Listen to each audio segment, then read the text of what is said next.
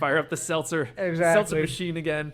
That was a mess because like we had a really great brand. It was called Revibe, and we'd gone through a lot of branding exercises. This is what like taught us about packaging and 12 packs and how we could utilize that. And the whole team really piled in, did a ton of work, and we had a warehouse full of it that we produced in Westchester. We didn't know that you had to pasteurize it, so the cans were exploding because there's still a little bit of sugar left. So the cans were exploding in the warehouse. It was like $80,000 worth of seltzer exploded in the warehouse.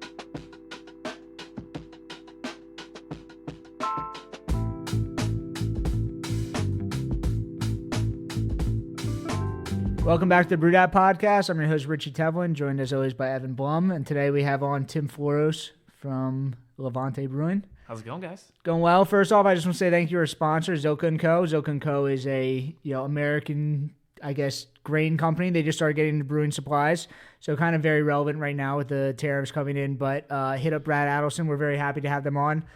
They have $5 shipping. Just getting into it. I know that they've been supplying like oats and wheats and stuff. We're getting into brewing supplies, so we're very happy to have them on. So hit the link in the bio, and we can follow Brad Adelson there, and then he'll get you guys all connected. But again, thank you for coming on, LeVante. Thanks for having me, guys. I was gonna say $5 shipping. $5 shipping, yeah, it's kind of crazy. Exactly. Crazy. Between the tariffs and the $5 shipping now, it's like I think that they're about to take off. Like, wow. Yeah, I used to work with Brad at Victory. He's super smart, amazing brewer, and then he went down and ran the University of Delaware Brewing School. Oh, sweet. And then now he's working. He's like he got aboard Zilka and is now like Zilka's getting into it like kind of with him. He's like the brewing expert that's like bringing them along. Oh, I got to check them out. This is news to me, and the $5 shipping is just like that's the lead magnet. Yeah. And anything you need, it's like Brad is an actual brewer. Like he knows what you're doing. So like whatever you need brewing supplies wise, he can connect you guys. So they're not messing around. They're not messing around. They're going for it. Yeah, they know what they're doing. All right. Yeah, great sponsor to have. Zilkin, I got to check them out. Zilka. Being a brewer, I'm looking to save money. Yeah. Yeah, exactly. Exactly. So Tim, from LeVante. You are one of the large, I guess, local players in the game. We've been trying to have you on, but we're excited to kind of hear your story. I guess, how old is LeVante? 10 years? Yeah, 10 years this year. Cool. Wow. Yeah, very next exciting. month, May 3rd is our 10th anniversary party we're having. Awesome. That's awesome. So I've been looking into kind of your background. I've been listening to some podcasts that you went on. Uh-oh. So we're about to get into that right now. Okay. Yeah. I'm ready. But can we, I guess with everyone, we start from the beginning, but like you kind of got in, you were not from a brewing background. You went to Villanova, you got a business degree, and then you kind of research. He's pretty good at that. And then you were kind of, I guess, even before you left college, you wanted to get into brewing? Yeah, I actually have a history with alcohol. I don't know if it runs. I think it runs in the family. But ever since I was in high school, really, I was like really passionate about figuring out the science behind alcohol. Yeah. My dad, he's a physician, and one day I tricked him and I said I had a school project and I needed to build a small still. So he showed me how to build a still, and ferment and distill alcohol. Wow. And I was like, all right, I can't drink this and I can't start my own booze business now. But that kind of like fermented over time. And when I was in college, I studied abroad, went to Italy, and I had only known shitty beer from like, and I was drinking it probably since I was 13, right? Yeah. The Natty Lights of the world and the Natty Ice, and I won't name any more names.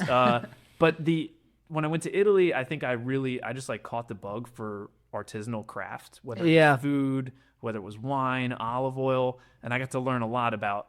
I met with some chefs and did some if you want to call it classical culinary training. Yeah.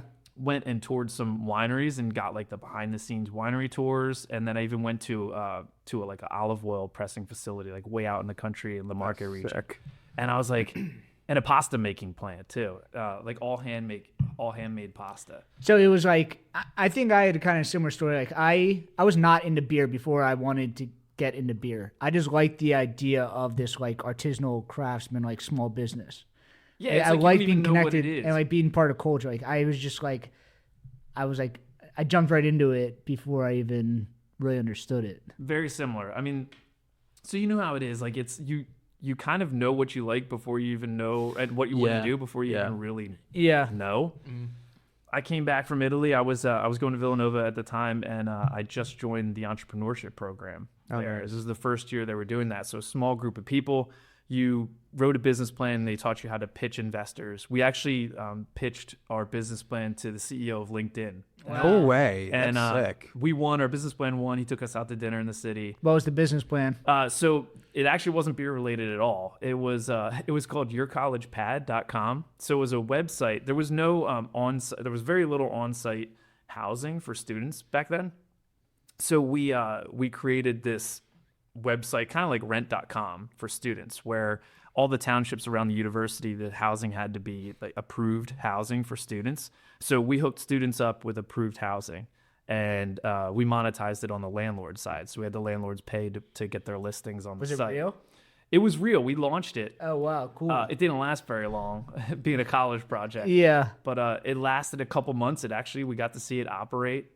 We got the dinner with the LinkedIn CEO, and I think everyone from there, you start to get into your scene. That was junior year. You get into your senior year, and everyone's like, "I'm not interested." They're checked out. Yeah, they're drinking. They're applying for jobs. Yeah, it was. So from there, I think so. Amanda and I, my wife and our director of marketing, we were actually dating at the time. We went down for Halloween at Fells Point in Baltimore, and I went to this. I went to a couple craft beer bars, but there's this one. I think it was it Casey's Alley down there?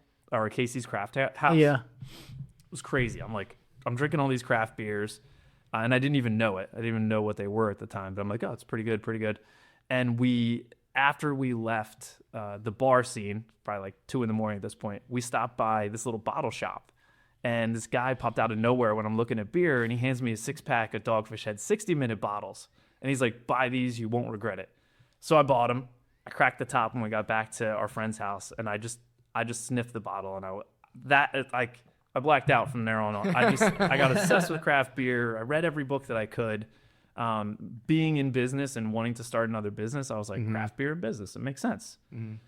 And I know there's a lot of history between then and now, but as they say, the rest is history. I was like, I've got to start a brewery. This was 2008, 2009, and then fast forward through the whole business planning process and working at the same time.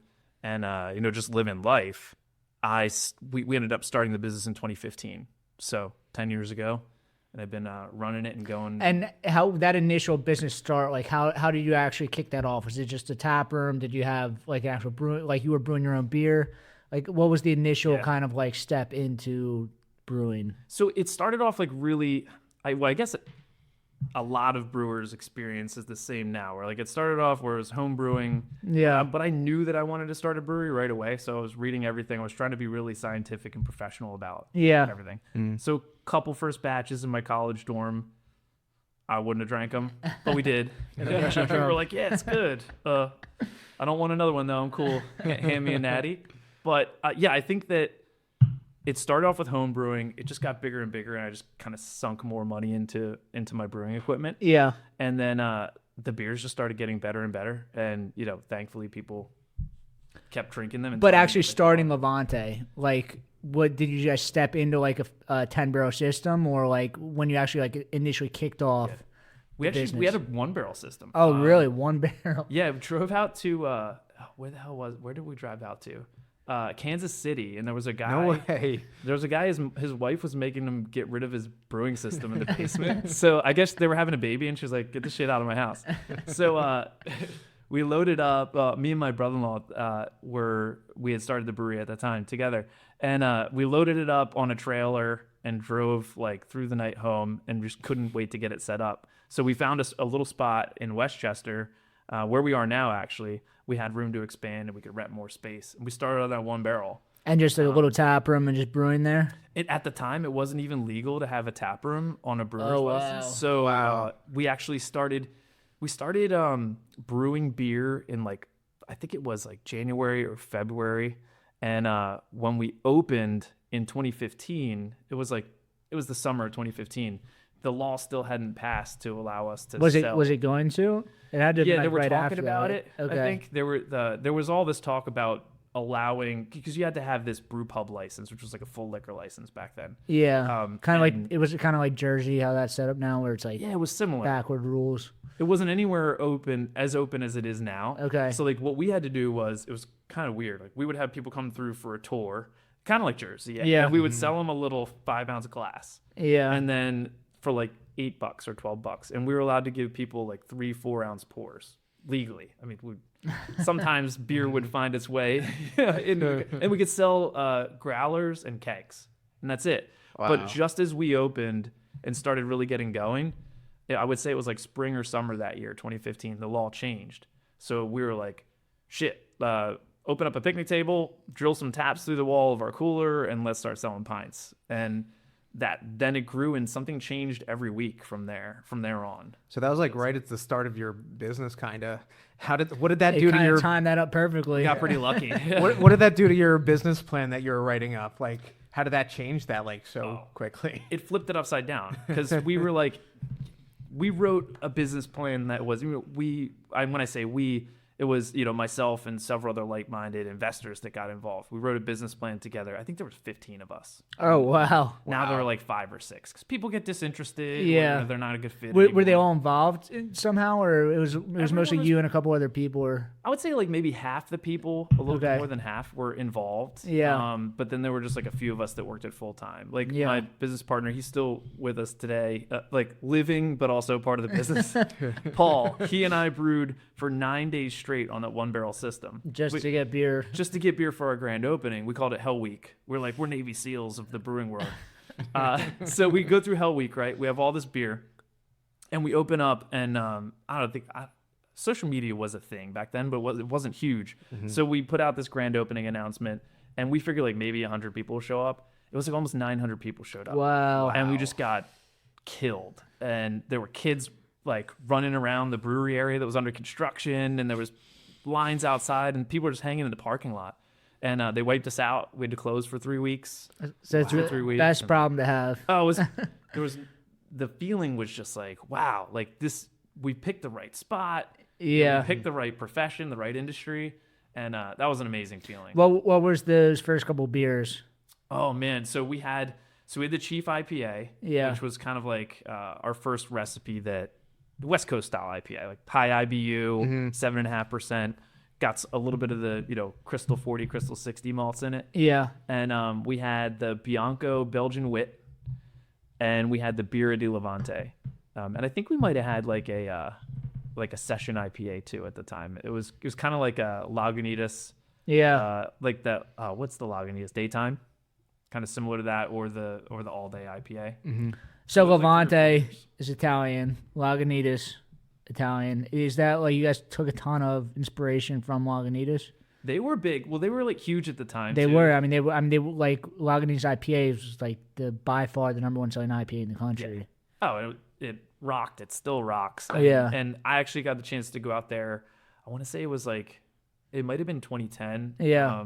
I went out to the brewery and got to experience the whole. How was that? I mean, that was back in when it was still crazy. They got raided by. It was after cops. The weed raid, I think. Okay. I think so. I don't think I knew that story. The cops raided them because there's like so much weed there. But everyone had so much weed, they couldn't figure out who was selling and who was buying, so they just didn't press charges on anyone. It was like how the story goes, but it sounds about right. No, it was great. It was so laid back, and it was before we opened the brewery, several years before we opened the brewery. So we took a lot of inspiration from the outdoor seating, and they had the sunshades, and they look like wind sails. Yeah, and really cool gift shop, live music. And yeah, people were drinking beer, eating food, smoking weed, and it was just such a cool, laid-back experience. Yeah, and that Northern California vibe. That when we were writing the business plan, we really wanted to bring that, kind of tie that in with the Italian culture and craftsmanship, and bring it to the East Coast, because it didn't really exist out here yet. Definitely. I mean, you guys were way before kind of what Philadelphia craft beer scene is now. Yeah, and that's when it was really we didn't know it, but that's when it was really just about to explode. I mean, it was. Yeah, you're in an interesting time, because a lot of the big players, I guess Yards and Sly Fox Victory, they've been around for a handful of years, but then not many other people. You're smaller than them, but you're also half as old as them. Yeah. Yeah, But it's a weird thing. We should have grown faster. Okay. No, but it's like you. What am I trying to say? It's like you guys are one of the much larger like players, and it's like you guys are kind of like, I don't know. I think people kind of like. I forget how big you guys are, but It's a weird spot actually, like because. Like you, I have like a little bit of difficulty kind of explaining where we are. I say you're a regional brewery, but you're smaller than those other guys. But you're still acting like a small brewery, but you're selling enough beer as regional. Like I consider you guys a regional brewery. Yeah, I think like reach is regional for sure. Yeah. Size, we're still under 15,000 barrels a year. So Is that what? I guess that's what the split is. I don't know if there's an official number, but like I mean, if we're selling over 10,000 barrels of beer, that's a lot of beer. it's a shit ton of beer. Yeah. It really is. But like there are like I saw you had Mike on from New Trail. I know they're probably 2-3 times the volume that we are. But also like in the Philly area, 15,000 barrels of beer like gets sucked up really fast. Yeah. And I think it's all about different breweries have different strategies about how wide their distribution is versus how deep. How much do they sell in their tap rooms? Some people are like, I want to have 5 tap rooms. Yep. And then start distributing, 10 years in or whatever. Yeah. Were you guys distributing from the start? So the business plan was more like a victory business plan. We were trying to get up to I think we were trying to get within the first 5 years, we wanted to be like 15,000 barrels. Yeah. And what we found out really quickly is like economies of scale, you really need to brew a lot of beer to be profitable in wholesale. Yeah. Obviously, you have all your costs, which are always going up, but then you have the middleman, being the distributor, and then the retailers have to make a cut. And like, it's a great industry to be a part of, but we didn't know what we were doing. So we quickly, after our grand opening exploded, we were like, okay, we're gonna sell everything through the tap room, and we'll like shoot some kegs out there and just like kind of drop them into the market and see how. It Yeah. goes. So that's kind of how it all started. So, at some point, Cloudy and Cumbersome came around, and Cloudy and Cumbersome has like such a following that like you have the LeVante brand, but Cloudy and Cumbersome is almost like it is so big it's almost its own brand. Yeah, and that's been like that's been the challenge as far as like a lot of people know Cloudy and Cumbersome, but they don't know Interesting, LeVante. yeah. So they're like, well, Was that your first like widely distributed beer? yeah, I would say so. Because before that, we distributed prior to Cloudy, but we were kind of doing the Kind of a little bit of this, a little bit of that. a little bit of this and that. The Chief was still being distributed at the time. We had a Wit, we had a Pilsner. So, but the Cloudy really just caught at the right time, I think. And it's a funny story. We accidentally brewed the Cloudy. It was supposed to be a barrel aged beer in a rum barrel. So we're making like a cocktail inspired beer. It's supposed to be a dark and stormy. So that's funny. Cloudy and Cumbersome to me does not taste like a dark and stormy like that. Yeah. Well, so the cocktail beer actually ended up great. It went in the rum barrel. Yeah. And we put in lime and we dry hopped the barrel. Like we put actual hops into the barrel. It was cool. It tasted like a dark and stormy. But then we had this beer left over, like 2 barrels of beer, and we had this small fermenter. We tucked away the rest of the beer in the fermenter in the fridge, let it ferment for a while. We're like, what are we gonna do with it? Let's just throw a bunch of hops in. So we threw in Idaho 7 and Mosaic, which we were messing around with at the time, and put it in kegs and put it on tap in the tap room. And people were like, oh, what? This is like Tired Hands. This is like Trillium. This is like, we're like, whoa, we'll make more then. And we just kept doing it. And the customers that came to the Can tap we room, talk about what you said before about the calories? Sure, yeah. So we'll talk about this beer afterwards, but Cloudy and Cumbersome, 160 calories per beer. Yeah, it's like, and beers can vary a little bit. So like it's between 160 and 170. I think that's calories. pretty low for an IPA like Cloudy and Cumbersome. Yeah, it's So not bad. I think, from my perspective, like you guys were trying to make like a base beer for a cocktail beer, something pretty simple, light, put it in there and just like baseline. Yeah. But then that was kind of like the perfect, home for Idaho 7 Mosaic hops. It's like, very, very crushable, drinkable IPA that you guys just created.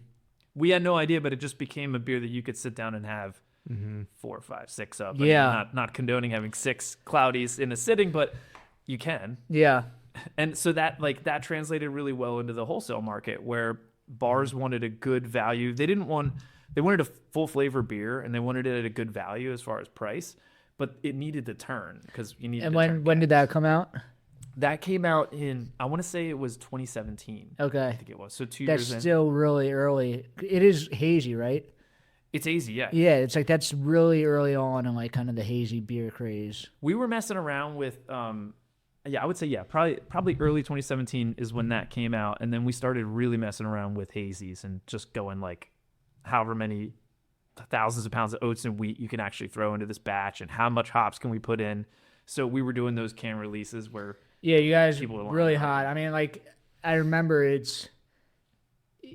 were you guys a part of line culture? If you guys weren't part of line culture, like it was still like, you guys were the hazy IPA factory. I mean, people used to call there was the LeVante's the hazy IPA place. Yeah, we caught it for sure. We had a good 2018 and 2019, I think I would say were like the big line life days. Yeah. And we caught it. We did very well. It was great. It was great because we made a lot of money and we got to reinvest that back into the brewery. And then we were able to start distributing a little bit. And it's funny because that's when the pandemic hit. That's what I'm saying. Like it was the hazy IPA factory, and I really where I started. I mean, obviously I knew who LeVante was, but like when I was considering you guys like a regional player, like you guys were kind of on top of it. It was like the pandemic happened, and you guys took kind of full. I don't want to say advantage of that. Doesn't sound good. It was a good thing. You guys were everywhere. Well, the thing that I think there's like two things that saved our ass, and this is when we really started like appreciating that this is a business, not just a craft. Mm-hmm. But number one, I think the business is part of the craft. I think that's why people like it. It's like the two coincide really well. And like if you're passionate about both, I think you can be really successful. And you end up doing stuff that kind of sets you up to get lucky. Yeah, basically. And one thing we did was we started an e-commerce website in early 2019. Wow. And of course, none of us had any idea that the world was going to shut down. But we started this e-commerce company, basically. We called it Mercury. Like it was the messenger god, so like he was super fast. So we had this we were selling beer online and we were like marketing the shit out of it. We're printing coasters and discount coupons, and we're handing them out at all the festivals and such. And we were kind of bummed because it didn't explode and become the next Amazon. But so we're like licking our wounds at the end of 2019. Like, okay, what are we going to do next year to make this e-commerce thing blow up? I swear I didn't start the pandemic, but we had just opened a new retail location, and for 1 month, and then St. Patty's Day hit, and we were like, holy crap, everything's shutting down. But we had already had this e-commerce platform built. Yeah, it was totally ready to go, and all we had to do was just switch it on, and it was crazy. I mean, we were selling so much beer. It's unbelievable. Were you also shipping? Like how are you getting all the beer to everybody in that time? Yeah, so at first it started out with a courier service. So it was kind of weird. Like you couldn't track your package very well, and stuff took like 3 to 5 days. But right around early 2020 is when FedEx and UPS, they started shipping beer. Prior to that, believe it or not, they didn't ship beer and liquor, only wine. So they had like a game plan for it. They just didn't get into it. So when in early 2020, they flipped the switch and were like, we're going to ship beer now. We were like, we're signing up with UPS. And we only shipped to Pennsylvania residents at the time. So everyone was super supportive, from Philadelphia to Pittsburgh to State College. People were ordering like crazy and supporting us local businesses. And we were just packing and shipping. It was great. And there was that to-go business, that line life, but now it was just cars lining up. Yeah. Half a mile to get the beer because the liquor stores were closed. So it was wild. 2020 was just, in fact, a lot of businesses I know, and I feel terrible, they really suffered during the pandemic, where like we suffered from stress, like, and having to shift our business model. Yeah. But it was after 2020 that breweries, I think, really started to suffer, because like that's when people's buying habits, their consumption habits, they all started to change. Like, what the hell's going on? Why aren't you people drinking anymore? So that was big. And like that's really why we've been students of business ever since then, because that and the decision to go wholesale, because we were really selling out of our retail locations. You guys were self-distributing? Yeah, we were self-distributing, but very little. And we were working with a couple small distributors. We weren't like contracted or anything. Yeah. And then we got into like let's get our big boy shoes on and go out and sell some beer for real, and let's go distribute. And that changed the game and made it just in PA to start. Just in PA. We started in 2019. We started in Delaware. Okay. Delaware and Maryland, and we do a little bit in New Jersey. So now we're like southeastern PA, South Jersey, and Delaware, DC area. Nice. But northern Delaware is really, really picking up a lot. We're getting a lot of support. Northern Delaware? That's cool. Yeah. The northern Delaware market really bleeds into like, Chester, southern Chester County. It's like basically the same. I feel like it's the same thing. It's the same exact thing. Yeah, we should just blend northern Delaware and like blend northern Delaware and Chester County. Yeah. And become one big, yeah, their own state. yeah, a second Delaware. Depending on which side you're on, whether you live in Delaware or whether you live in Pennsylvania, they probably want us to be Delaware. We probably want them to be Pennsylvania.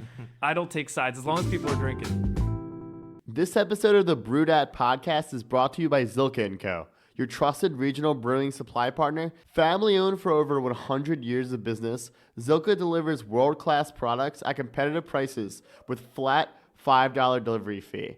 No pallet or liftgate charges, thanks to their own fleet of regularly maintained trucks. With locations in Allentown and Hunker and a technical brewer on staff, they provide the expertise and service your brewery deserves. Reach out to Brad Adelson in the show notes and let him know Brewdat sent you. Yeah, but I guess Cloudy and Cumbersome has really been like kind of like your flagship. But like in that, like I guess that was like right around when you guys started to do distribution. Yeah, Probably. that was. And you guys are signed to Penn, part of the family. We're with Penn. But I see the shout out Danny. Yeah, Danny. But you guys truck the Penn distribution truck. Have you seen it? Yeah, I see it all over the place. Yeah. Oh man, it's funny. It's like the Oscar Minor Wienermobile. It's like when you see, you notice it. Whenever I see the LeVante, like Cloudy and Cumbersome will go by, I'm like. I saw it just the other day. I was sitting at an intersection. I think it was like Paoli. Yeah. Area. I was sitting at an intersection and I was thinking about like, oh, I haven't seen the truck in a while, and it just drives right by, and I was like, yes. And then I saw, like if you're looking for a red truck, you're looking to buy a red truck, and now you just see a red truck everywhere. Yeah, it was like that. The next week, I saw it like 10 times. It's following you. It never gets old though, and like similar to we've been working with the Phillies for a few years now. Yeah, and Cloudy and Cumbersome's in the ballpark. And it is when you sell in the ballpark, 16-ounce cans. 16 ounce, yeah. 16 is it in draft also? We have a couple locations that do draft. I think it's like 2 or 3 locations, but they rotate. Like last year, they had Tickle Parts and something else, like another. Yeah, just talking to Andrew on Saturday, and he said that he went to the Phillies game last week, and it was just like there was like 20 places or something. It was like all over the place that he was saying that like we're trying to get it in like more and more locations. Like, yeah, the better you do, the more. Okay. Into more locations. So yeah, he was down there catching a game and just checking to see like how much is selling where, what's more popular. But like what used to be the Diamond Club, which is the ranking club now, that team there just really likes Cloudy and hand sells it. They're doing great. That's so really so cool to see. The ballpark itself is like a bunch of little businesses. It's cool. Like when you get more into like the distribution game, you think like distribution is like, all right, this is like very corporate, but exactly what you're saying, where it's like there's the business and the artisanal side of it. It's just like everything is a game. Like when you go into beer distributors or beer stores, like where's your beer located and what aisles, like where you walk in. And then he was even talking about like in the ballpark itself, like where's the beer in the fridge behind it? Because when you walk up and you're like already drunk and like you've been seeing it, like you just stare at the fridge and you're like, I want that. Like, where is it? What rung of the fridge is it on behind the counter? 100%. And you don't I don't know how they make these decisions. So we ask. So like they're putting in all these new, I don't know if we're supposed to be talking about it, but they're putting in all these like self-serve areas now. Yeah. That are kind of like, I don't know, grab and go, if you will. Mm-hmm. Have you seen them at the ballpark yet? For alcohol? Yeah, they have. I haven't seen them at the Phillies, but I've seen them. How do they do that with like scanning? You have to check out. So like you walk in, it's almost like let's say half this room there was like fridges on this side and there's like snacks in the middle. You can grab your beers, grab your snack, you go check out real quick. Got it. And instead of waiting in line and someone helps you, so they can get people through faster. Yeah, that makes more sense. So I saw one of these last year and I was like, well, Cloudy was way at the bottom, and then they ran out and it wasn't there. So what we're asking ourselves this year is like, okay, how do we figure out how Cloudy can be right here, in the middle, and be stocked all the time, and make sure we have a really good relationship with all the people that, all of the concessions folks that actually are in charge of this, stocking the fridges and making sure it's there and visible. and just get in that planogram in that fridge. Because like you said, if they can't see you, like, yeah, we were there, but we ran out, and it's so busy they can't stock another couple cases. Yeah, because you just think, I'm in the stadium, like, it'll sell. But, like, you know, like what you're saying, every single place is its own little bottle shop. Yeah. And competition really gets you thinking like that. Like, last year, 2 years ago to last year, we lost a lot of case sales in the park. And I don't, like, sure, there's new entrants coming in, and there's people leaving all the time as far as, like, sponsors. But I don't think it's all competition necessarily. I think a little bit of it is, like, what relationship we have with the teams that are displaying this stuff. Yeah. Mm-hmm. Because we could just as easily get at the spot that, again, not to name brands, but any other big name brand could get.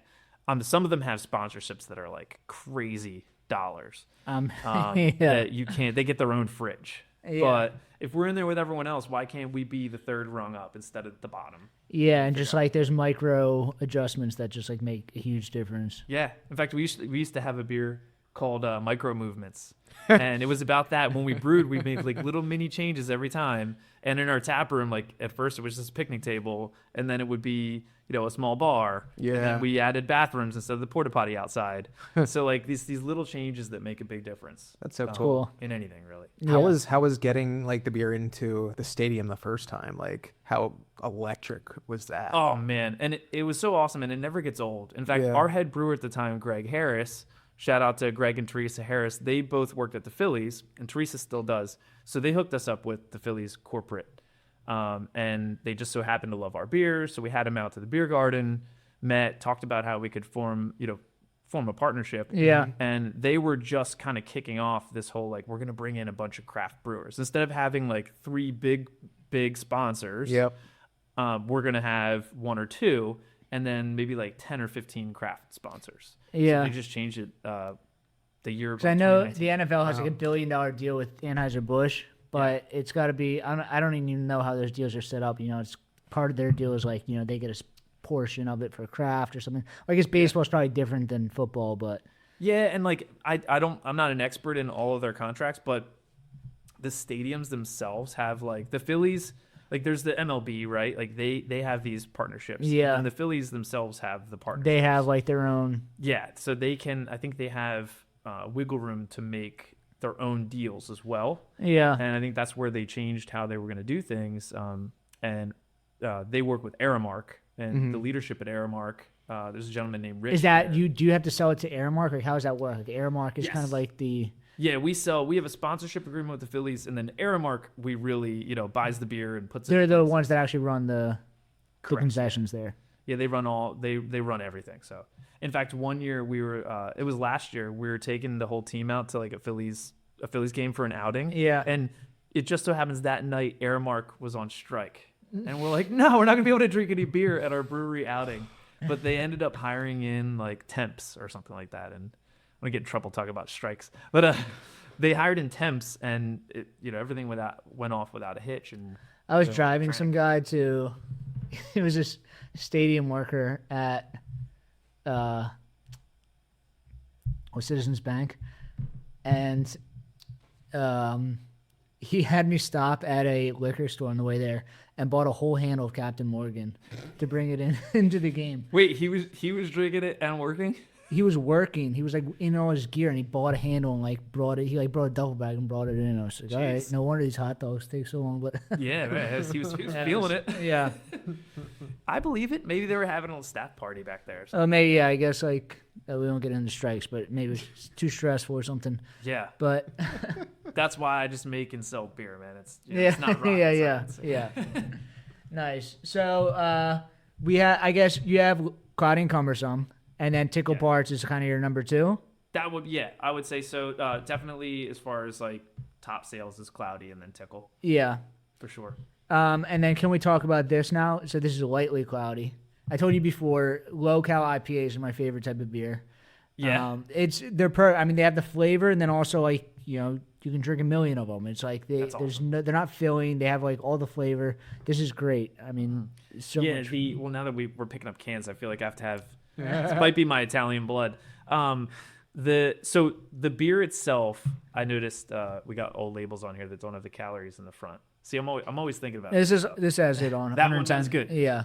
So Lightly Cloudy, we love the Cloudy brand. It's our flagship brand. It's like 70% of our sales. And a few years back, we were experimenting with low-cal IPAs and just brewing kind of test batches, test it, dump it type of thing.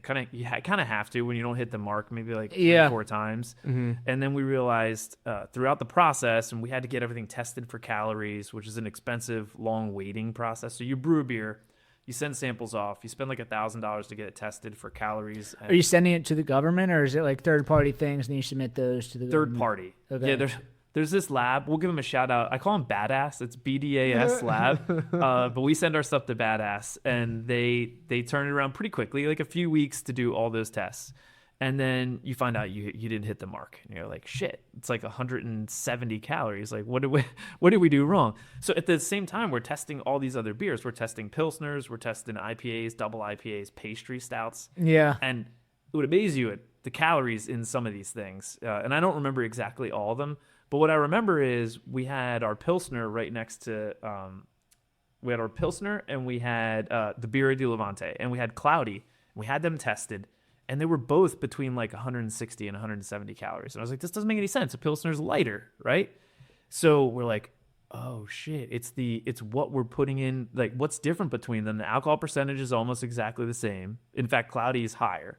But the difference is all the flaked wheat and barley that's in these hazy IPAs. So as we started to brew, we figured out how to leverage the flaked wheat and barley to get the yeast to eat all those sugars a lot easier. And this beer was the product. We used the Cloudy recipe as the base, and we use naturally occurring enzymes that are in the malt to basically chew up all the carbohydrates that remain in your beer as sweetness and calories. And it made 110 calorie, 4 gram carb beer. Yeah, this is great. Was it Michael Rosa brought on? Crisp. Yeah. Of the brand family of crisp, like crisp. Was crisp lime. It was like No. I'm talking about the 24/7. Oh, yeah. So the 24/7 yeah. that he had, it's like they're not calling it a low-cal IPA, but it's just like a session hazy IPA. Mm-hmm. Yeah. And like a lot of people try to do these low-cal IPAs or like low-cal hoppy beers or lower ABV, and they shy away from the bitterness. Like, this is a full-flavored beer. Glad you like it, man. Yeah, I really do. How do you feel about the grapefruit in it? I told you this before. Like, grapefruit is the perfect flavor for this because grapefruit has, I don't want to call it astringent bitterness, but like that's what I like about the low-cal IPAs. Like, it's not too bitter, but it does have some bite to it. So it's like a light beer with a bite, and it has like the sourness with the bite with like low-cal is like they're perfect. It's making me thirsty. Yeah, this was actually. Well, they do make you thirsty. It's like almost like this like the flavor makes you want to drink more. It does, and like we've had these around for a couple years. Like, so this is not new technology for us, but we haven't really done a ton with it, which I think. Can you pass me the other one? I'm really. I'm kicking myself for not, pushing us to invest more in it. But this year, dry January hit, and we were like, wow, why were we not ready in dry January with this Lightly Cloudy? Because, people give up on their diets like halfway through. And, the whole no alcohol thing. But instead of just diving right back in, what if we had a product for someone who could kind of like feel a little bit better about easing back into the drinking season? And this whole past weekend, because we just brewed a new batch of Lightly and we split it. Some of it is grapefruit and some of it is regular Cloudy flavor, whatever that is. And I've been drinking them all weekend long, and I don't feel guilty about it at all. And I drank them all week too last week. So you just don't feel the guilt of, a big beer. No, like I don't even want to talk about it, but like there's more people like getting into like sober lifestyles now, which I'm not a fan of. But I think part of that. Let's get into it. Get like. You like I said before, you guys are like the hazy IPA guys, and I think like America just got hazy, like everybody was making these super high, super big body hazy IPAs. So like, I think some of it is like, well, I can't drink beer anymore, like no more alcohol. I'm like, it's because you got fat. Yeah, it's like the drinkable stuff, like stuff that's more sessionable now. I think is just, is a way to kind of ease drinkers back into like flavorful beer that's like, drinkable. I totally agree. And like as brewers, we're kind of, I don't want to say we're not ahead of the curve, but we're definitely with it. Definitely. You guys, you said the hazy IPAs before. These are, I feel like coming back, you guys are kind of like right at everything. Well, you said something before about like we're getting lucky about like, you guys started the brewery at the right time. You guys were doing the shipping stuff. It's not about luck. I think you guys are just like thinking forward. And you still got to work your ass off and like apply yourself. Exactly, but I think that like it's not about like getting lucky or like kind of being. You guys are just always thinking about like kind of what's the next step. It's all those shower sessions, those shower beer sessions where you're like drinking a beer and you're like, damn it, all right, what's the next beer we should launch? And we've been like the beer, Evan, that you just poured is it's a fantastic beer. The Northern Attitude, which I've been a Noah Khan fan for a while, but like he started blowing up and we're like, let's do a beer that like is a tribute beer, if you will. There's Noah Khan. I'm sorry. He's an artist, like a modern folk artist, I would call it. But great music, fantastic guy. I think he brewed a Northern Attitude with Two Roads too, but I think we were first. So sorry, Noah. If he listens to this, we did not steal. It's just a tribute beer to you, man. So we wanted to brew. I had a beer that a friend of mine who owns Bistro in Phoenixville, Zach, he gave me a beer from Schilling, and it was it's how that inspirations formed. It was their Northern German Pilsner. I brought it home, and I'm like, how much better can this be than any other Pilsner? Yeah. I crack it. I was like, oh, damn, they could make they're a great lager brewery. So our idea was like, okay, how do we step up? How do we elevate our lager game? Do it with a different style we haven't done before. And this was the result. And we just had fun with it. Our artist, Julie, she came up with the whole label. And, she's younger, hipper. She knows more about folk music and style than I do. So it was just a fun project. But we brewed it now 2 years running because the beer's great. The following's great. It sells out and people ask for it again. That's really what we're trying to do. Like I know you guys, you've had a lot of other brewers on before, and they're like, we're just trying to make what the customers want. Trying to get that feedback as quickly as we can. But when you're distributing, it's difficult. Like it's like whisper down the lane. What's that? It's like whisper down the lane when you do wholesale. Yeah. Well, like lately, Cloudy's a weird spot because we're not a distillery. We don't have RTDs, and we've done the seltzer thing. We were talking about that before we got on the air here. We peaked and miserably failed in the seltzer game.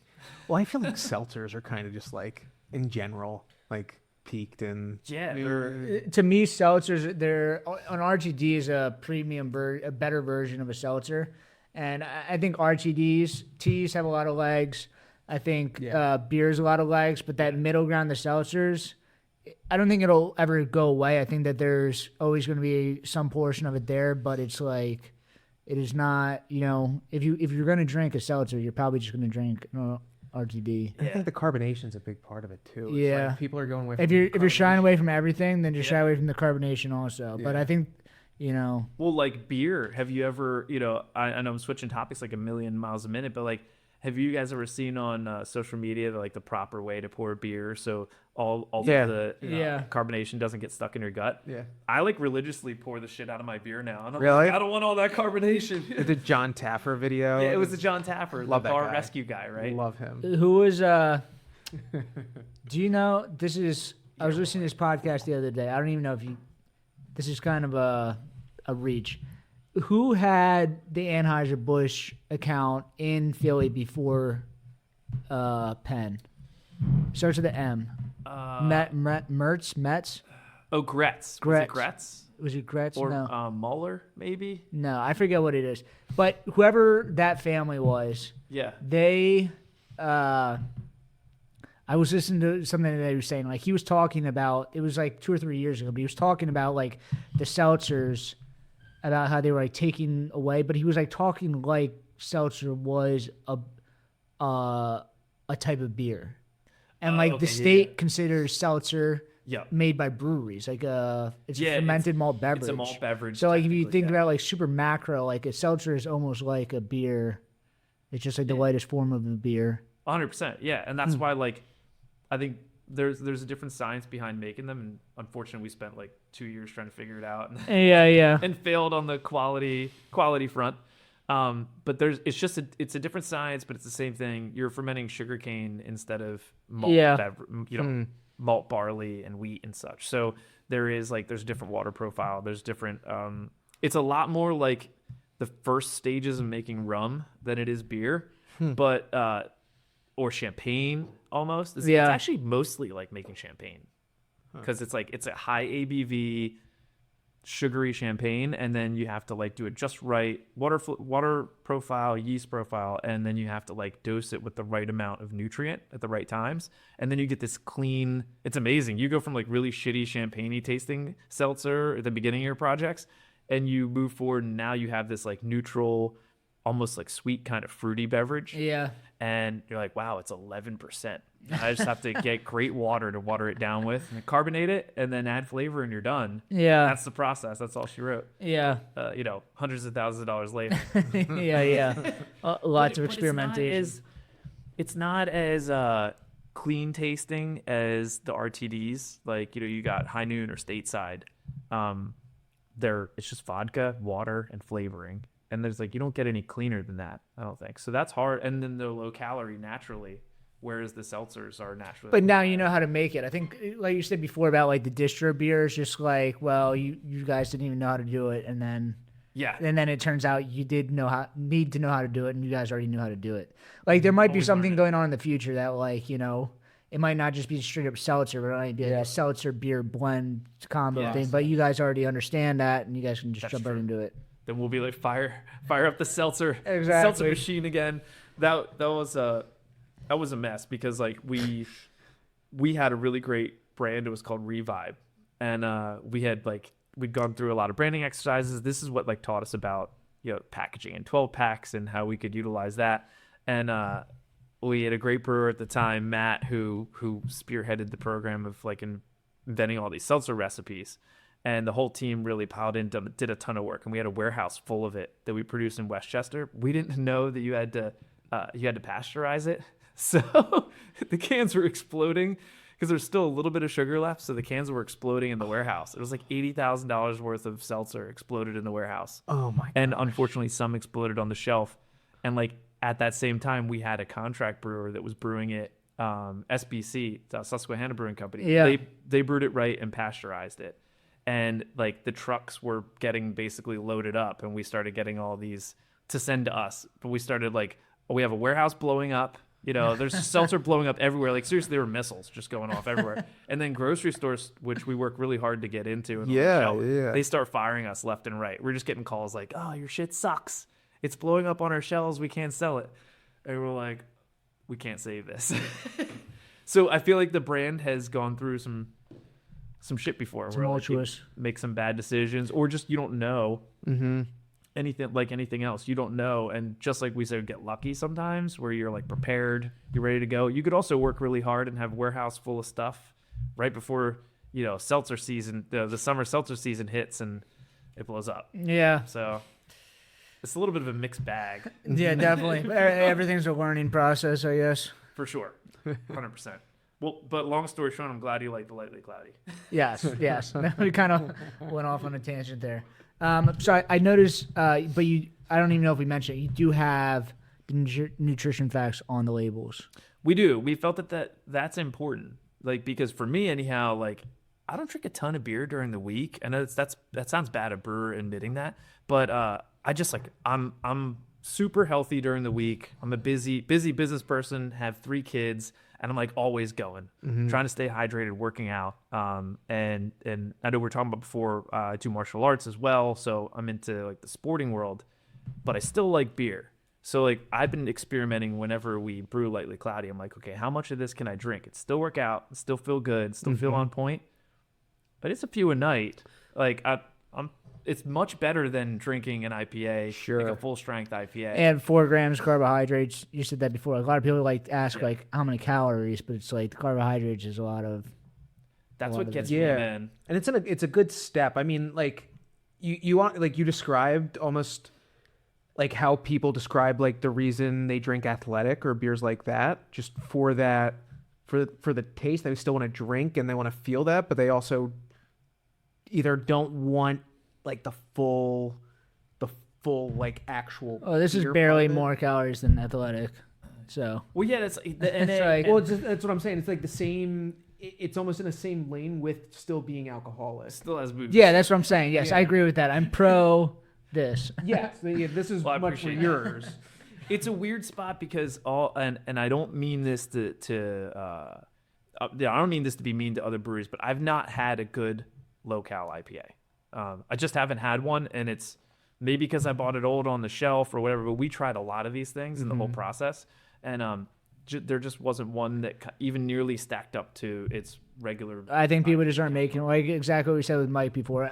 Victory made the easy winner, and I love that beer. I don't even know if they make it anymore. That was good, But yes, I agree with you. People just aren't making them, and like all these beers taste very similar, and it's like they're great. It's I think that you guys are onto something with this because I think 24/7 is about to pop also. And I'm hearing I haven't rumblings had like that yet. That you said that was Neutral. it's You really might have good. some in the fridge still, actually. Yeah. I feel like every time we launch like a 12-pack of something, they launch it like a month before.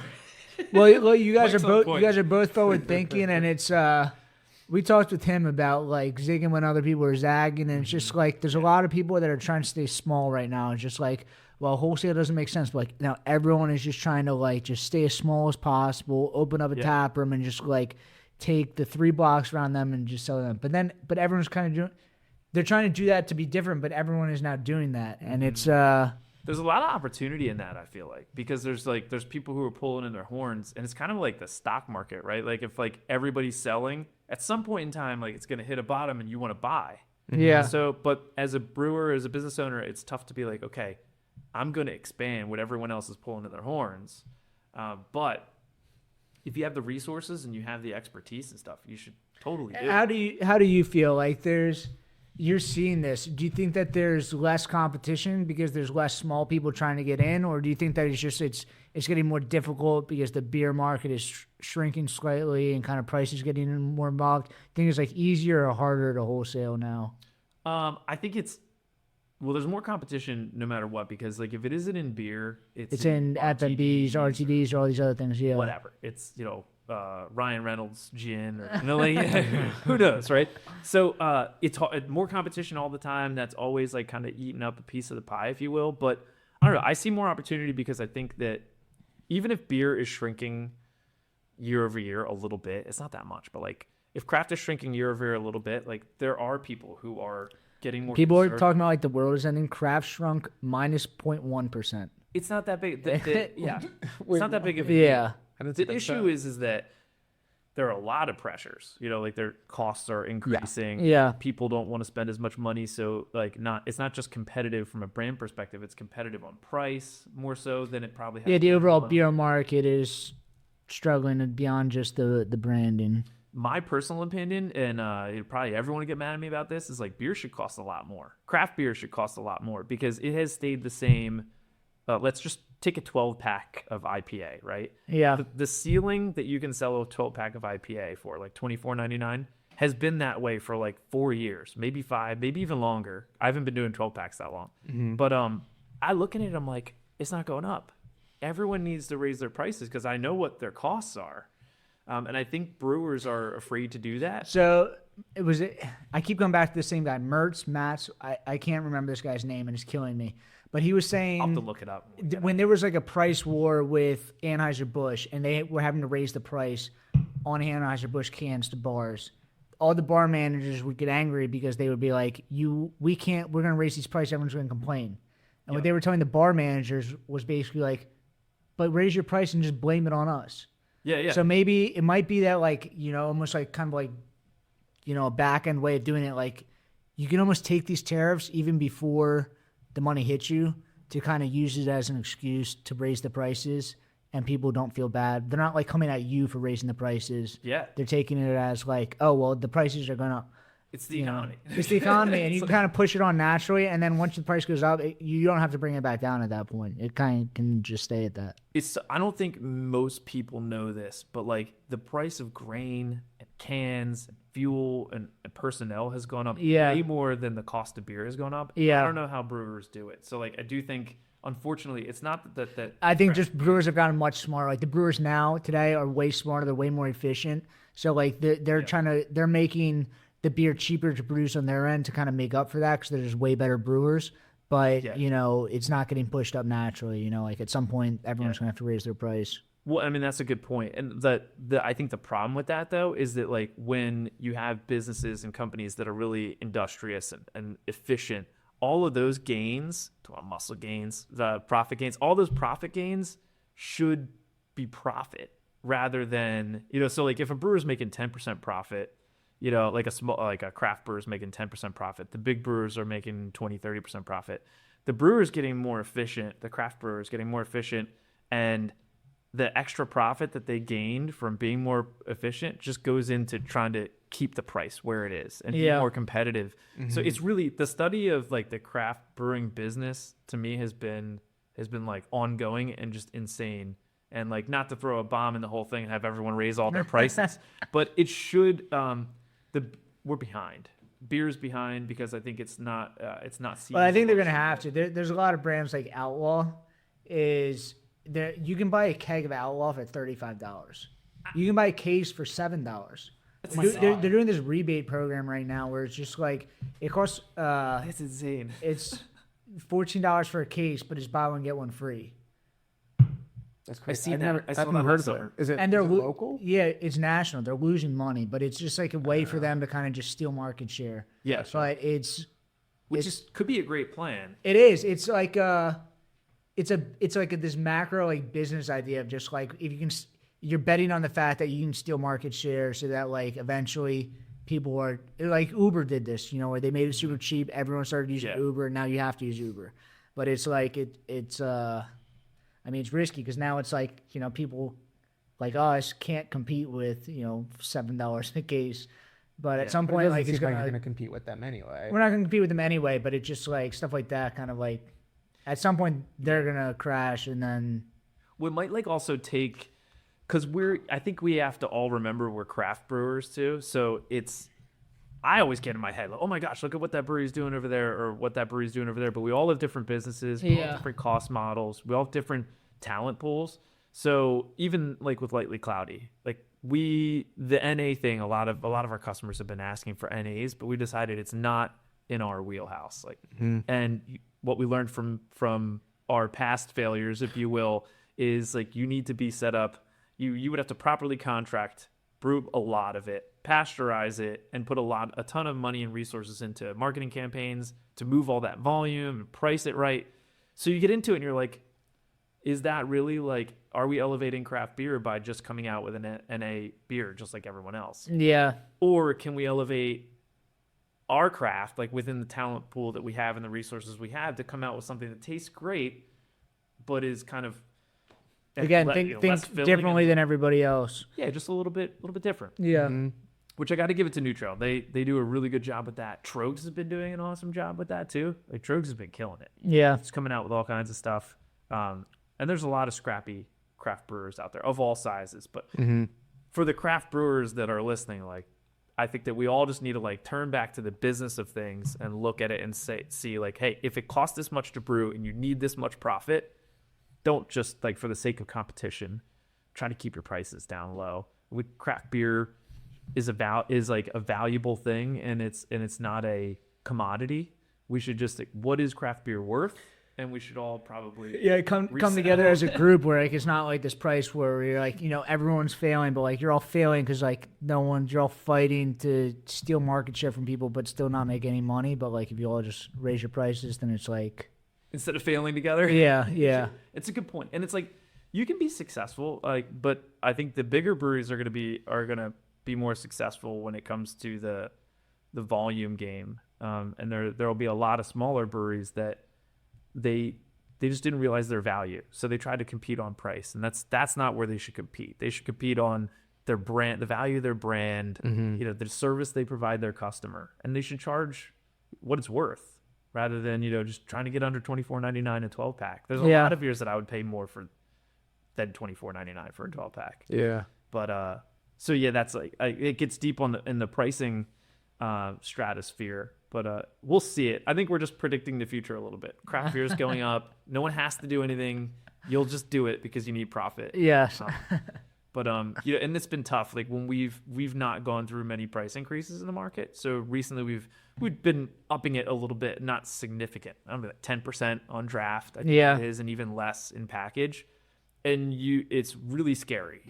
You wonder, how many people are going to drop the brand? 20%, 10%, 5%? The Cloudy and Cumbersome, that's mostly in kegs and 16-ounce cans, right? Do you have 12-ounce cans of that? Yeah, actually, the biggest growing SKU right now for us is 12-ounce 12-pack. Really? That's going like crazy. 12-pack, I guess 12-ounce cans are kind of making a comeback, you think? Because for a while, like craft was just like no 12-ounce, only 16-ounce. Oh, yeah, 12-ounce is definitely killing it right now. The 12-ounce 12-pack format is killing it. We don't do 6-pack 12-ounce really in wholesale much, so I wouldn't be a good resource there. But 16 is actually going down a little bit for us. It's not like, and it's across the board. It's like all of our 16-ounce brands are going down in sales year over year, but 12-pack is up. Yeah, come to think of it, I probably have seen more in stores of just like 12 packs over, starting to increase a bit. So 12, 15 packs are are coming out in big. I don't know. I think that if you look at other markets, it's also like really it's market specific. Like Delaware, Northern Delaware, the other Chester County, Northern Delaware is real big into 6-packs. So we'll sell. I won't name any names because I don't know. Why is it? Are there alcohol laws there where you can only like buy a 6-pack from like a pizza shop or something? Like no, not that I know of. It's pretty open. But like liquor stores will break down our 12-packs and put them in their own 6-pack holders, like the pack. Really? And sell them right next to our 12-pack. So I've been in stores and I see like Cloudy 6-pack 12-ounce and Cloudy 12-pack 12-ounce. That's interesting. Like, we don't sell 6-packs, so either the distributors break it down or the store, and I know it's not the distributor. So again, I hope I don't get anyone in trouble, but that's a trend. Like, and I like to look at that kind of stuff because I'm like, oh shit, is 6-packs right across? If you're doing that, there's a reason for that. So like, what should we do now to then adjust for that, and then make it easier, cheaper? Then you get to take on that margin instead of like the retailer shop taking on that extra margin. And how to execute? Should we put it in a cardboard one, or are people just happy with a pack tech? Yeah, and maybe they are. So that's where I have not seen the same thing right like 30 minutes away in Southeast PA. People sell 6-packs, but 12-pack is still the dominant SKU from what I see. So it's interesting. You learn something new every day, like every year. I'm like, oh, what's the next thing? Yeah, it's cool. I like you say, like regional brewery, you're doing the wholesale. I'm trying to do wholesale right now. It's like it is a much different game than like the local craft beer. Yeah. And it's like people don't think about that stuff as like craft, but like it's craft. Part of what makes craft special is like the business. It's like these micro little adjustments of like the beer game. Yeah, and like I think we're all learning together too. I love listening to your guys' podcast because look, I had a dud. What do you do about these, you guys? I usually just take a key and make a wish, right? I don't think we've had one on the podcast. I think you have the shotgun it. Oh shit! Get a key. All right. I'll shoot a key in the top. Anyone got one? I got one right here. Right. So our defect rate is pretty low. I don't experience this often, but every once in a while I gotta just. If you guys ever get one of these, I don't know if the camera can see it. But I saw you try to open it slow. Yeah, I tried to open it slow so I didn't make a noise, right? Ready? Now I'm getting yelled at. Are we okay? Yeah, that would miss. They just brought the paper towels in. I was not supposed to tap on the table and mess the mic up, and then I just jammed a key. Good, everyone's awake now. Anyone want any of this? Try. Well, I have some in here too. I want everybody out there to try it. Afterwards. Sorry, I didn't want to drink everyone's beer. But all this talking makes me thirsty. So yeah, I think we learn a lot about business. I think that's big. Like the craft is huge. That's why we all got involved.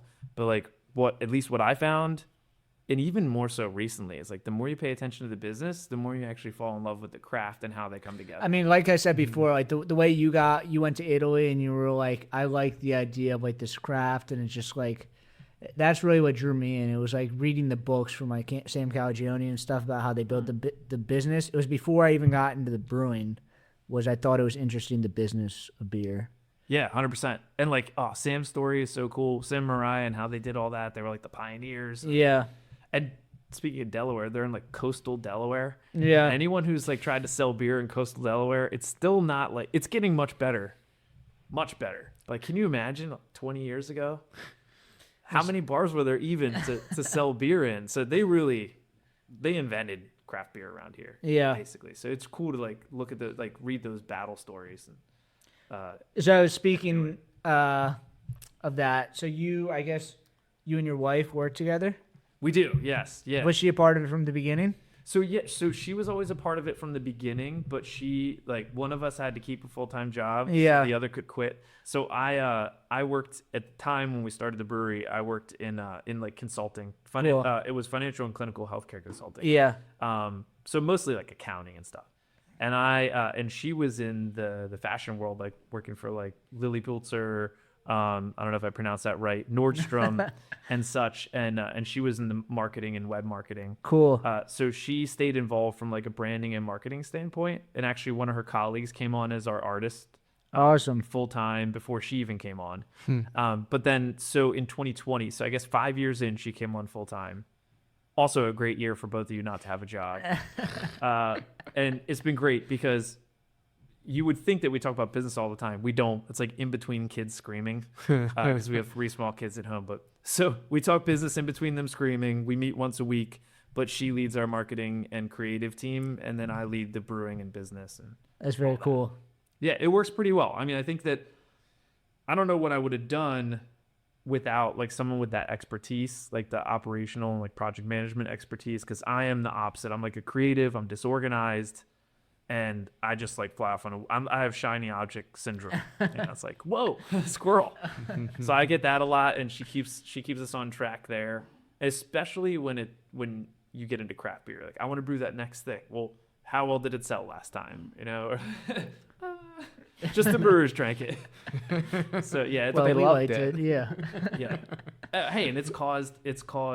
You know, we bonded over it. We've fought a lot over it. But we've been doing this now for a while. I mean, she's ever since I wanted to start a brewery, and like like I mentioned, we were together when I had my first craft beer experience. She was there that night, so she's seen the whole. I would say like metamorphosis of my love for craft. Yeah. Yeah. It's very cool. It works, right? Yeah. How about you guys? Do you have significant others involved in business or? My girlfriend No. is a photographer. Okay.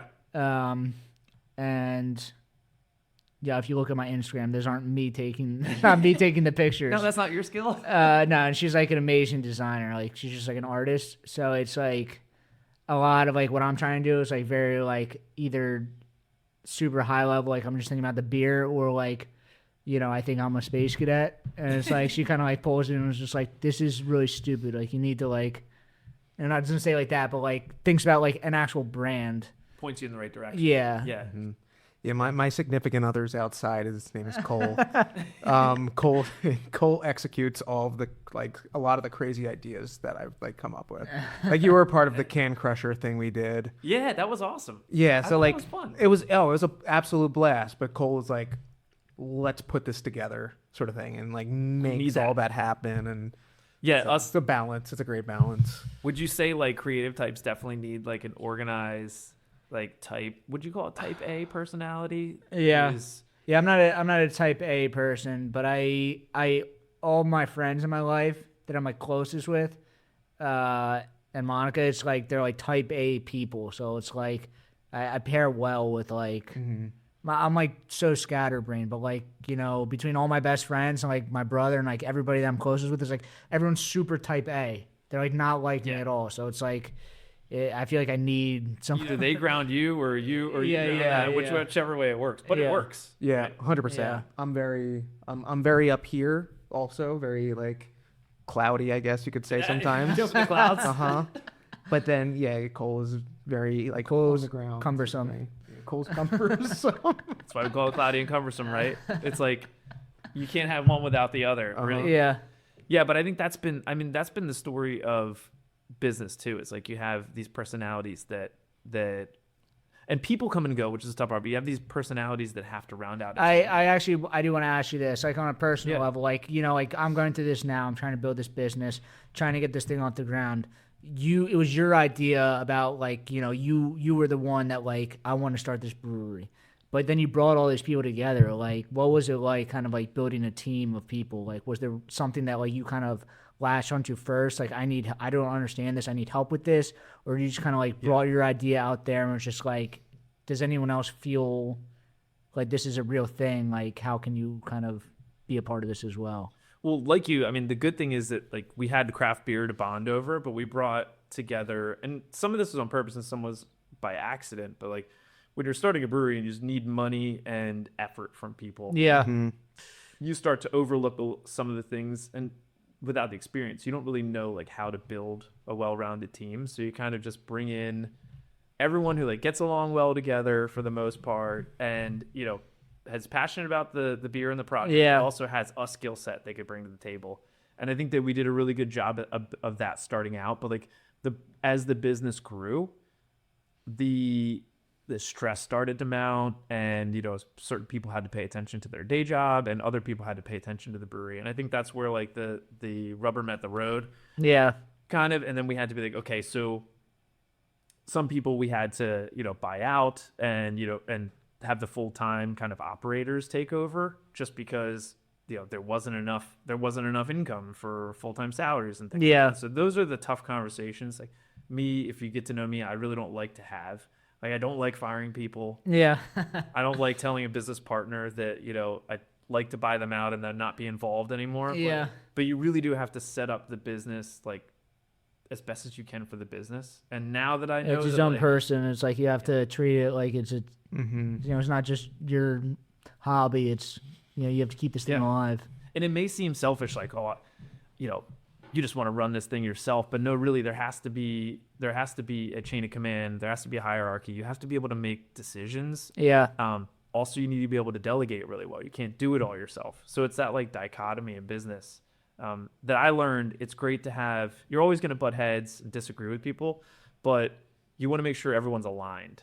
And people in business, people throw that term around a lot. Yeah. Like aligned on everything you can. Like if it's partnership, you got to be aligned on like what everyone's bringing to the table as far as skill set and effort. Yeah. And then aligned on the compensation, because the first thing that in any business, especially that college business that I started, yourcollegepad.com, everyone was like, well, what piece is mine? And I'm like, we didn't even start yet. You get like, what do you want? 20% of nothing? Yeah. So everyone, you had that conversation in the beginning of like every business, and you're like, well, if we can't come together on like what everyone's going to bring to the table and commit money, time and effort and sacrifice, and can't put it on paper, then, you know, we shouldn't all be working together. Yeah. And then you learn along the way, stuff happens. Like we had a head brewer who was fantastic, and he had a family tragedy. Not tragedy, but he had a family issue where he had to be home with his kids. And Yeah.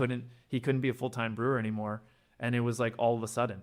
So those types of things you have to overcome, replace key people that you thought you'd never have to replace, Yeah. and say goodbye to people you don't really want to, but they're not good for the team. Yeah. So that's been the toughest part for me. Hopefully that answered your question. But it's like, man, you got to really, like, if you're like, oh, I don't want to have that conversation with this person, like, or you're not pulling your weight, or, you know, there's a toxic person. That's Yeah, been I up. think sometimes I'm just too hesitant to like kind of step into stuff because I'm like thinking too much about the what if it doesn't work out instead of just like kind of stepping into it. Yeah. And like I'm kind of right there, like things are about to happen, but it's like for me I always like crawl for a long time before I start walking, and like you Yeah. know, for me I just kind of need to step into it. You start to speed that stuff up, though. Like, Things are happening much more quickly. Like everything's becoming more exponential, but.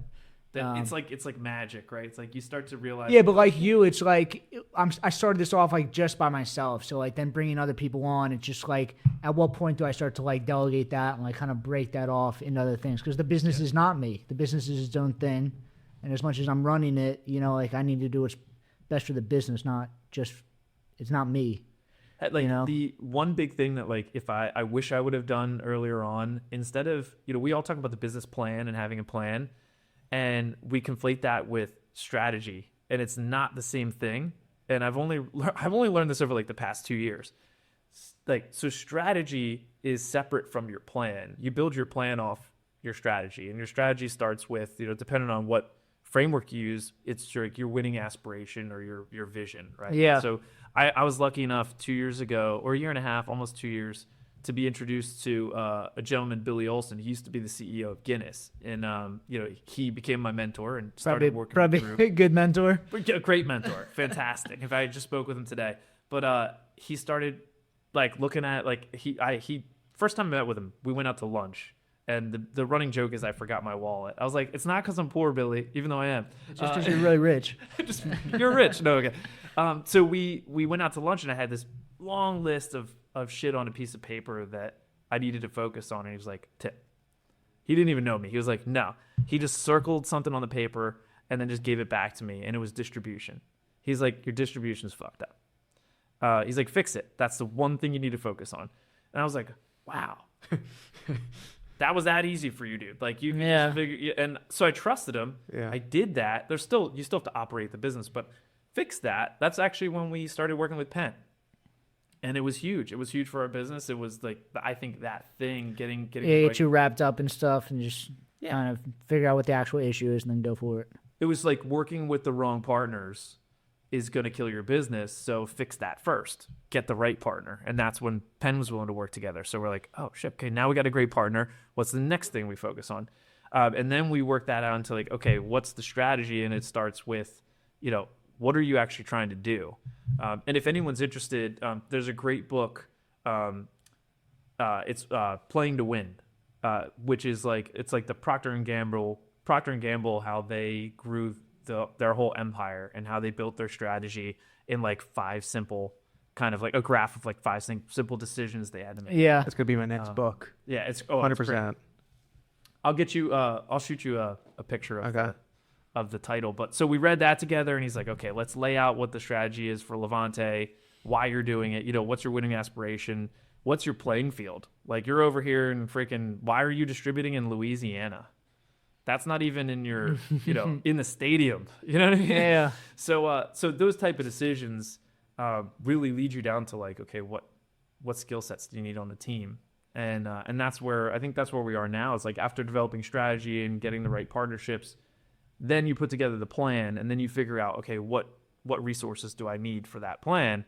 And that's when your team comes in. It's you help build that together, and you're all on the same page, and then it's huge. It's like magic. You just start growing like crazy. So hopefully 2025 is that year for us. Where we got the strategy down, we got the team in place, and we rock it. And hopefully it's that way for you too. You get it set up and zeroed in. Yeah, that makes sense. So that's just a little bit about I get on a tirade about strategy because it's so important. We're oh, what's the plan for the year? Well, all right, we could do anything. What do you want to do? We'll launch Slightly Cloudy, NA beer, whatever. We can make that happen, but is that going to actually bring us to? Is that in line with your strategy? Exactly, the end goal or whatever that mid to long term actual goal is. So I think that's what's important about business, but we still like to have fun.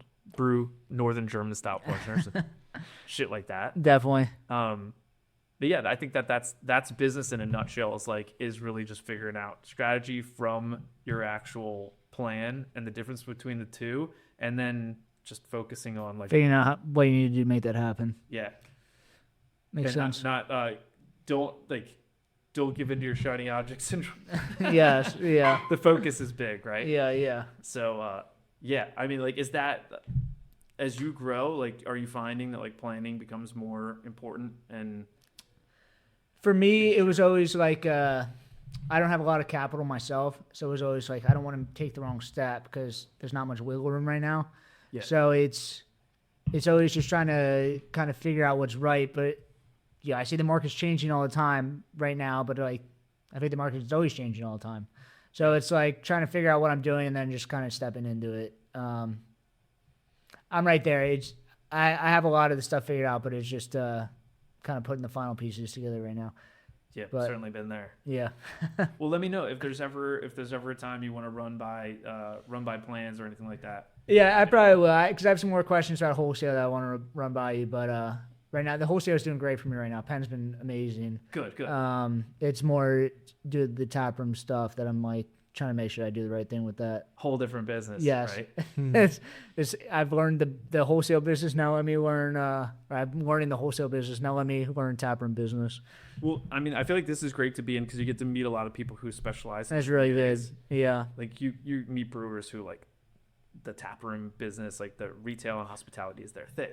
Yeah. I mean, we're getting a lot of attention, just with the podcast being out, but like beyond that, it's like, how often do people in my position get to sit down with people like you or, this is our 43rd episode or 42 other people that almost at 50. Yeah, we have we actually already have 50 recorded. Yeah. Damn, all right. Yeah. Oh shit, we need to go. Our next guest is here. Yes. Well, thanks for having me. But no, thank you for coming on here. This is a great conversation. I've always looked up to LeVante. I think you guys are like a great brand. It's a great, kind of measuring stick as far as like, how a brewery should be growing and, succeeding. So I'm honored coming on here. Well, appreciate it. You guys are killing it and doing a great job. I can't wait to come back for heck yeah, just before maybe the 100th episode. Yes. Or something like that, right? We'll run it back. Well, congrats on the success, guys. Thanks Cool. for having me. Thank you. Thanks and where for can we coming. find LeVante? At LeVante on Instagram? Yeah, we're at LeVante Brewing on Instagram. LeVanteBrewing.com is our website for a tap room, beer garden, and e-commerce if you want to ship direct. Most of our specialty beers are online, but you can also find them through distribution, through Penn and other fine distributors. Find us in grocery stores, hopefully even more coming up. And so we're out there. So take look out for anywhere you see that light blue Cloudy label. Our beer should be close You by. guys are everywhere. And then you can find us at Brewette or at the Brewette Podcast. And we'll see you guys next week. But, Tim, thank you very much. Awesome. Cheers, guys. Cheers. Thank you.